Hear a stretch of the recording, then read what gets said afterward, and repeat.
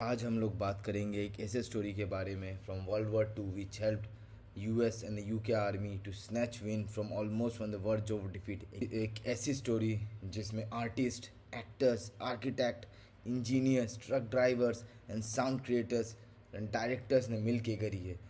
हाँ, तो ये स्टोरी है गोस्ट आर्मी के बारे में। गोस्ट आर्मी, हाँ आपने नाम एकदम सही सुना है।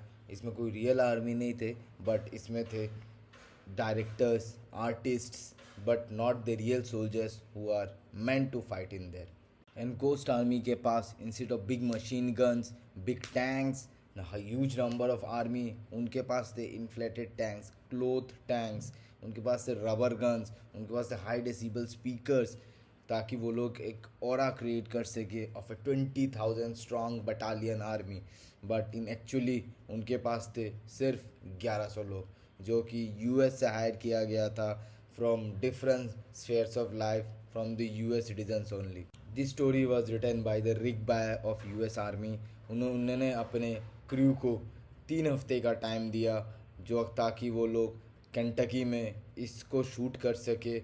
एंड शूट क्या, इसको उन लोग को रियलिटी में परफॉर्म करना था नॉर्मेंडी में, जहाँ पे उन्हें जर्मन आर्मी को 2 दिन के लिए इन एक्चुअलिटी रोक के रखना था रिवर के दूसरे साइड पे। This story was written by the rick by of US army. उन्होंने अपने क्रू को 3 हफ्ते का टाइम दिया, जो ताकि वो लोग केंटकी में इसको शूट कर सके। एंड शूट क्या, इसको उन लोग को रियल आर्मी को 2 दिन के लिए इन एक्चुअलिटी रोक के रखना था रिवर के दूसरे साइड। उन्होंने यूएस केंटकी में 2 हफ्ते तक फुल ट्रेन किया इन प्लेन्स विथ स्पीकर्स, वे को रैफ करना, मशीन गन को चलाने का आवाज़, यू लॉन्ग बटालियंस के चलने का आवाज़, फायरिंग की आवाज़ें, यहाँ तक कि जो अगर बटालियन बहुत ज़्यादा बड़ा होता है तो उसमें एक higher level authority lower level authority से स्पीकर में बात करता है, वो लोग अपने वॉकी टॉकी यूज़ करते हैं, उन सब का आवाज़, लाइंस कैसे बिछाया जाता है, उन्होंने सब कुछ का एक्ट किया ताकि वहाँ पे जाके एनेक्ट कर। अगर ये हम लोग देखेंगे कि आज भी ये कैमोफ्लाज इफेक्ट होता रहता है। रिसेंट वॉर में देखेंगे जो कि यूक्रेन में चल रहा है, वहाँ भी यूएस एक कैमोफ्लाज का काम कर रहा है। वो आए दिन आके बोलता रहता है कि $80 बिलियन, $50 बिलियन वो लोग सपोर्ट कर रहा है। बट आप अगर रियल रशियन आर्मी का लास्ट ईयर का बजट था $60 बिलियन, अगर आप मान लें कि यूरो वॉर के कारण उसने बढ़ा के उसको $100 बिलियन भी कर दिया, देन भी अगर हम लोग यूएस के टोटल सपोर्ट को देखेंगे वो 100 बिलियन, वो ऑलमोस्ट है। बट यूक्रेन और रशिया कभी भी इक्वल फुटेज पे नहीं दिखते। यूएस का ये कैमोफ्लाज का जर्नी चला ही आ रहा है।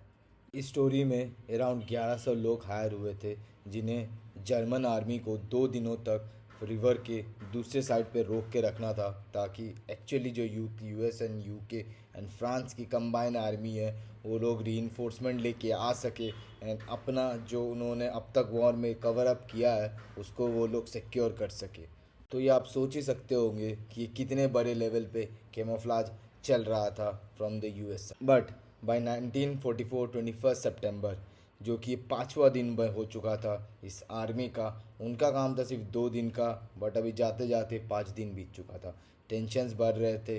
धीरे धीरे जर्मन आर्मी को भी पता चल रहा था, क्योंकि अगर कोई आर्मी अराउंड 70 माइल्स डिफरेंस पे कुछ ना कुछ तो फायरिंग होता होगा, हलचल होती रहती होगी। तो जर्मन आर्मी और उनके स्पाइस धीरे धीरे सामने आके जांच कर रहे, बट उनके हिसाब से वहाँ पे 20,000 लोग थे, तो वो लोग ज़्यादा क्लोज जाने का हिम्मत नहीं कर रहे थे, बिकॉज तब तक वॉर का थोड़ा साइड भी मूव होने लग गया था। बट जर्मन आर्मी ने धीरे धीरे वायर्स काटने स्टार्ट किए, जो कि उन्हें लगा कि एक्चुअल आर्मी का है। कि गोस्ट आर्मी ने पहले ही उन्होंने ये सब के लिए प्लान बना चुके थे। उन लोगों को पता ही था कि फर्स्ट एट दिस स्टार्ट उन लोग का इंफॉर्मेशन लाइन काटा जाए। ये एक उनका स्टोरी के लिए सक्सेस भी था, बट ये उनको लग गया था कि अभी आर्मी धीरे धीरे सामने आ रहा है। And on the day of 22 सितंबर 1944 एक्चुअल आर्मी एट लास्ट आ गई एंड उन्हें जाने का, फ्रंट लाइन को छोड़ने का उनको मौका मिल गया। एंड ऑन 22 सितंबर 1944 जो एक्चुअल आर्मी थी, जिन्हें एक्चुअली में यहाँ पे आके वॉर लड़ना था, वो लोग नॉर्मेंडी के शोर पे आ गए थे। उन लोगों ने इनको सबको गोस्ट आर्मी को भी रेस्क्यू कर लिया था। एंड गोस्ट आर्मी ने हिस्ट्री का सबसे इम्पोर्टेंट पार्ट में वॉर को पूरा मूव कर दिया था। अगर उस दिन पे गोस्ट आर्मी नहीं होता तो शायद फ्रांस आज पूरे का पूरा जर्मन के कंट्रोल में होता और ये पूरा वॉर ही अलग डायरेक्शन में होता। ये हमें दिखाता है कि वॉर एक सिर्फ on the base of guns and ammunition नहीं जीता जा सकता। वॉर एक कैमोफ्लाज के हिसाब से, एक परसेप्शन के हिसाब से भी एक वॉर को जीता जा सकता है, और उसका डायरेक्शन मूव किया जा सकता है। जितने भी जनरल्स होते they always think about the logistics, because logistics ही था जिसके कारण आर्मीज़ को वहाँ पे रुकना पड़ रहा था ताकि वो लोग बैकअप लेके वहाँ तक पहुँच सकें। Thanks guys, thanks for joining.